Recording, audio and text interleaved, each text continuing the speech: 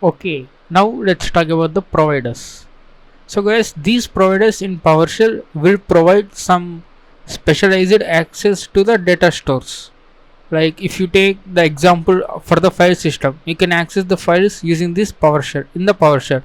So how do you access this uh, file system? By use of the providers. So these providers are the .NET programs that gives you the data stores, access to the data stores. So let's go ahead and see how to get all the providers that are loaded in the current PowerShell session. And we need to say get hyphen sorry ps provider.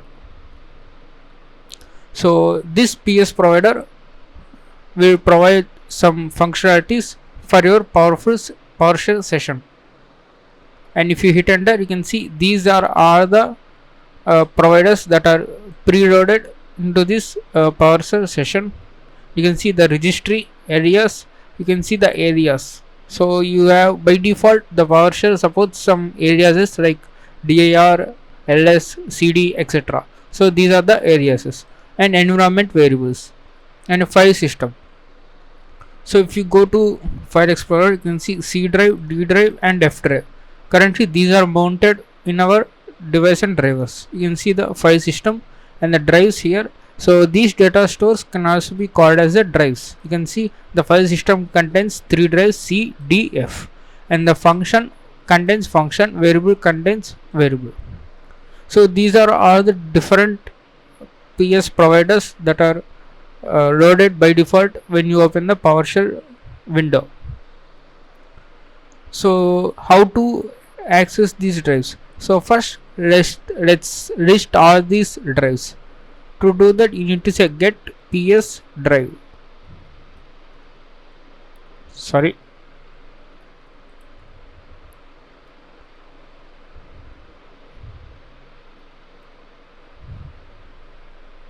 So if you type the get ps drive, you can see the output here and areas. So the provider is areas, and for the c drive the provider is file system, and the root, that is the path mounted at c colon slash.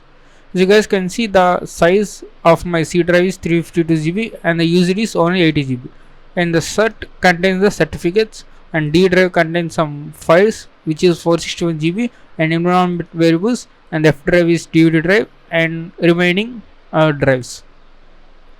So these drives can be accessed using the cd command, right? Actually it's a set location. So we will use cd c colon slash will take you to this c drive. Hit enter. Now you can access the files and folders using the dir command, right? So in the same way you can access other drives as well. So let's go to say areas,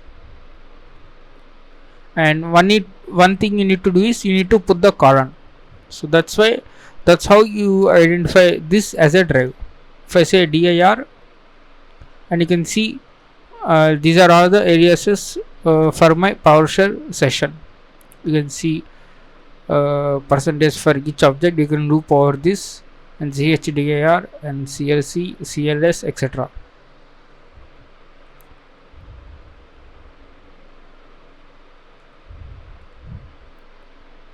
Now I want to tell you this function.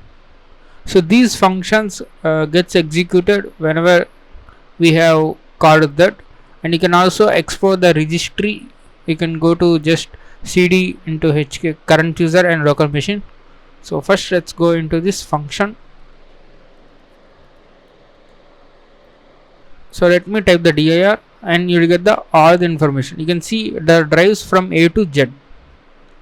So whenever if you want to map a network drive, you can assign these empty variables here, empty alphabets. You can see a is not assigned, it's free. So b, c, so you can also see the c, d, f are c, d, f have already been assigned. So you can assign a to a network drive. Generally the naming starts from reverse order, that is from z, y, x, etc. So you can also change the alphabet for the network mappings. So you can simply say c colon and you will be directed to this C drive. If I hit enter, then automatically we will go into the C drive. Now let me display the drives again. So these functions no need to call the cd command. You can directly specify the drive letter and colon, then directly you will go to the drive.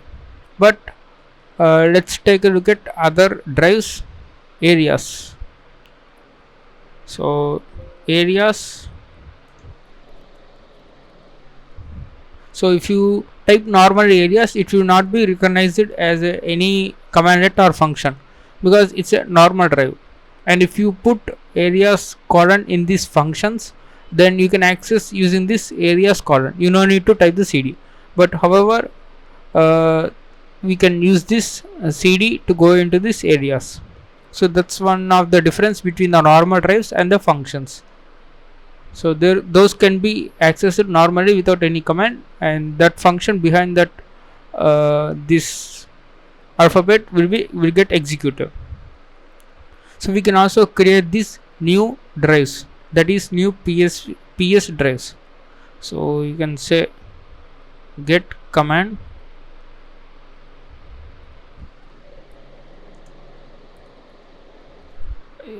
new ps drive. Let's ask for the syntax. So this is the syntax: new ps drive, you need to specify the name for that, and ps provider, you need to specify whether you want to mount any of the ps provider like file system or registry, and the string. So that is the string to the file path. And root, obviously you need to specify from which location you need to access that ps drive. So let's go ahead and create a new folder. Let's say test. So now I want to create a new ps drive. Whenever I call that one, we should access this enjoy text. So d drive test. So let's go ahead and create this new ps drive, and we need to specify a name. Let's say a project, and we need to specify the ps provider, that is file system, and we need to specify the root, and now we need to specify the path d slash that is test, right? Now if you hit enter, you can see there is a new ps drive that is named project and free space 461 GB. So now we can just say project, sorry, let us first list the drives, get ps drive. Now we can see there is the project. Now we can just go into this project. Now if I say dir, so it will be empty. You can also create the files.